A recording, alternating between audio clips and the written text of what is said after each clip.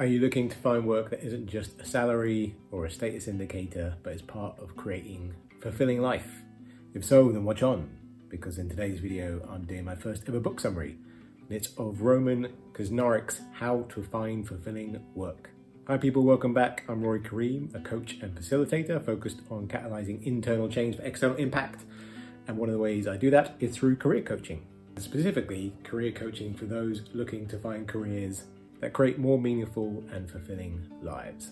In How to Find Fulfilling Work, Roman Krznaric challenges our assumptions about career change and meaningful work. So from the start, it's clear that this book isn't just another career guide, it's a roadmap for aligning our work with our values and creating positive impact in the world.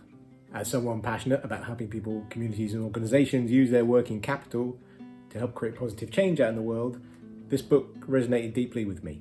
Therefore, this book is one that I was really excited to get into. Roman Krznaric is a writer and thinker, and this book comes from a class that he has taught at a place called the School of Life, which is a London-based centre for what you might call modern applied philosophy, i.e. how do we bring philosophical wisdom to bear on our everyday lives. I don't want to join the rat race. I don't want to be enslaved by machines, bureaucracies, boredom. Those words, written by E.F. Schumacher, echo what many express about their work in the modern world.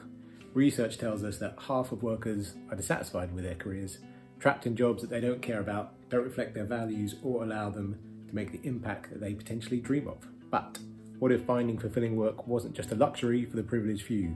What if it's possible for all of us to create meaningful lives through our careers? So the first chapters of the book really set the scene by stating that 21st century workers in the developed world are facing two unprecedented challenges in their working lives. Firstly, a plague of job dissatisfaction, and secondly, widespread uncertainty about choosing the right career. The desire for fulfilling work that reflects our values and nurtures our well-being, is actually a modern invention, relatively. For centuries, people were too focused on survival to worry about finding meaning in their work. But today, we want more than just a salary. We're hungry for work that does much more, that uses our talents, aligns with our values, creates positive impact, offers personal growth. In the main section of the book, Krznaric identifies three core elements that, in his view, make up fulfilling work: meaning, flow, and freedom. So he suggests that meaning comes from areas like making a difference in the world, using our unique talents, following our values. Flow occurs when we're challenged but confident, where we can see immediate impact, where we're being creative and learning. And freedom involves autonomy in our decisions, control over our own time and ability to express ourselves. So let's dive in firstly to meaning. Roman identifies 5 dimensions of meaning: earning money, achieving status, making a difference, following our passions and using our talents. Okay, so taking each of these 5 dimensions of meaning in turn. Money. He makes the case that while we all need to earn a salary for our work, we often overestimate its importance when we're thinking about career pathways. And this is backed up by years of research that shows after a certain threshold, lower than you think, increasing the amount of money we earn isn't correlated to overall job satisfaction. Next up, status. Roman breaks down status into the kinds of status that comes from being admired by others for what we do, e.g. being a brain surgeon, which often leads to people pursuing something like medicine or law that society deems prestigious, but that the actual person has no specific interest in. The other type of status he talks about is the potent type of status that is context dependent, so that comes from our position relative to other people. In this section, he quotes a study in behavioral economics showing that if given a choice between earning $50,000 a year with everyone else around you earning $25,000, or earning $100,000 while everyone else around you earns $200,000, the majority of people would choose the lesser amount. So again, we often make suboptimal choices because we're looking around at our friends, our family, people online, and basing our decisions on what we should be pursuing relative to others rather than what we perhaps might find fulfilling ourselves. Next, making a difference. In this section, he explores the idea that a huge amount of meaning and fulfillment can come from putting your career into the service of something bigger than yourself, and that benefits humanity or the planet in some way. In the next sections of the book, Roman discusses the pros and cons of quote-unquote following your passions. Pros because when we're passionate about something, a sense of energy and play can flow into our work and bring with it a great sense of satisfaction. cons, because others argue that passions can simply come and go, and in fact turning a passion into a profession is the quickest way to take the fun out of it. And when it comes to talent, the advice is relatively simple. The more we can identify, use and grow our unique set of talents, strengths and skills, the more satisfaction we'll probably get from our work. You then present some different ways to start identifying where your talents lie and how you might think about making the most of them. The next section of the book is about flow. Flow is a concept in psychology popularized and heavily researched by the psychologist Mihai Csikszentmihalyi.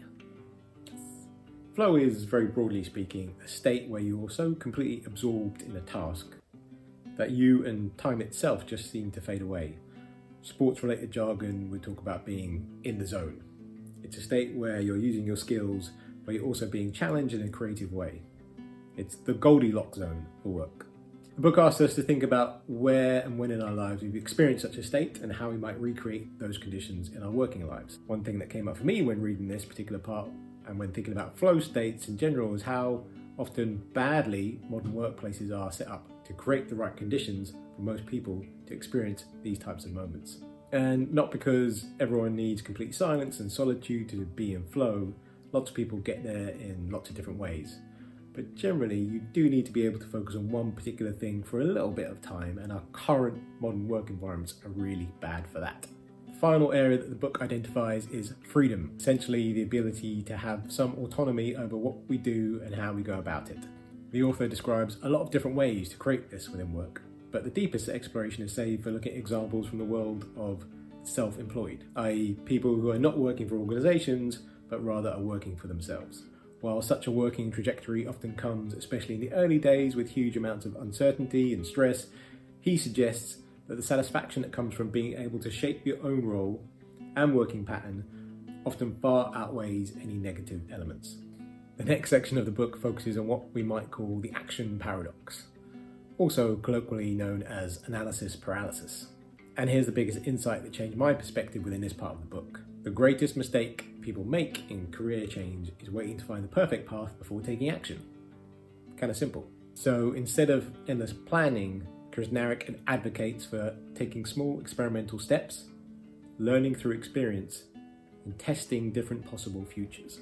And this is probably best summed up with a quote from the book that says, "We learn who we are by testing reality, not by looking inside." The next area of the book is really a series of reflective exercises and reflections. The exercises are there to help you start to put into practice some of the thinking that's been described up until this point in the book. For example, one of his suggestions is writing a personal job advertisement rather than a CV, describing what you'd be great at working on and why. He also gets into the psychology of why we're afraid to make change when it comes to our careers and techniques that we can use to get unstuck.